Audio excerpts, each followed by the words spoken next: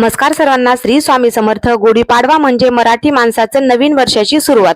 तर इथे आमची गुढीपाडव्याची जोरदार अशी तयारी चाललेली होती। घरातली सर्व छोटी मोठी कामं आवरली, चहा वगैरे झाला, घर स्वच्छ पुसून घेतलं। त्यानंतर पूजेची तयारी चालली होती। इथे रेडीमेड हार आणले होते, ते हार काढले, गाड्यांनाही घालायची होती, गाड्याची पूजा करायची होती, गाड्या धुवून आणल्या होत्या। तर पहिले इथे मी उंबरठा पूजन करून घेतलं। छान असं पूजन करून झाल्यानंतर हळदीचं लेपन केलं। हळदीचं लेपन झाल्यानंतर इथे घरातली देवपूजा केली। सणवार असल्यावर घरातल्या पूजेमध्ये भरपूर वेळ जातो। त्यानंतर गुढीची तयारी करून घेतली, गुढीचं ताट वगैरे तयार केलं, गुढी उभारून घेतली। या दरवाजामध्ये उभारून झाल्यानंतर आम्ही सर्व तयार झालो। एकत्रित येऊन गुढीची सर्व फॅमिलीनी पूजा केली। गुढीची पूजा झाल्यानंतर नारळ फोडलं आणि गुढीला नैवेद्य दाखवला। लिंबाचा पान आणि गुळ हा आमच्याकडे सुरुवातीला नैवेद्य दाखवतात। नंतर मिस्टरांना आणि मुलाला ओवाळून घेतलं। नंतर एकत्रित फॅमिलीचे थोडेसे फोटोशूट केले।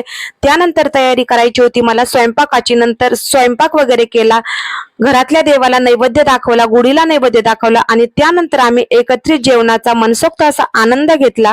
तर कसा वाटला व्हिडिओ नक्की कमेंट करून सांगा। नवीन असाल तर लाईक करा, सबस्क्राईब करा। पूर्ण व्हिडिओ पाहिल्याबद्दल अगदी मनापासून धन्यवाद।